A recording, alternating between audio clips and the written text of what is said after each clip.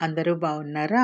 ముల్లంగి పచ్చడి కోసం పొయ్యి మీద మూకుడు పెట్టుకొని దానిలో కొంచెం శనగపప్పు, మినప్పప్పు, కొంచెం ధనియాలు, కొంచెం ఎండుమిర్చి వేసుకుని డ్రై రోస్ట్ చేసుకుని చల్లారాక మిక్సీ పట్టుకొని ఉంచుకోవాలి.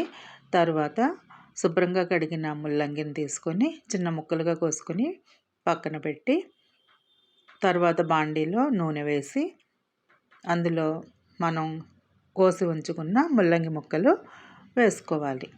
అవి కొంచెం మగ్గిన తర్వాత దానిలో ఒక ఉల్లిపాయను తీసుకొని పొడవుగా కట్ చేసుకుని వేసుకోవాలి. అది కూడా కొంచెం వేగనివ్వాలి. పచ్చివాసన పోయేదాకా వేయించిన తర్వాత దానిలో కొంచెం చింతపండు వేసి తిప్పి కొంచెం కొత్తిమీర వేసి దాన్ని కొంచెం సేపు చల్లార్చాలి.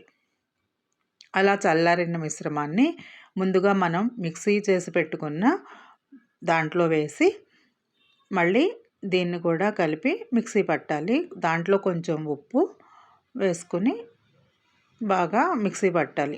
కొంచెం కచ్చాపచ్చాగా ఉంటేనే బాగుంటుంది. తర్వాత మళ్ళీ పొయ్యి వెలిగించుకుని మూకుల్లో నూనె పోసుకొని కొంచెం ఆవాలు, జీలకర్ర, ఎండుమిర్చి, కరివేపాకు వేసుకోవాలి. అలాగే పసుపు, ఇంగువ కూడా వేసుకుని మనం మిక్సీ పట్టుకున్న ముల్లంగి పచ్చడి మిశ్రమాన్ని దీంట్లో వేసుకోవాలి. ఈ పచ్చడి అన్నంలోకి బాగుంటుంది.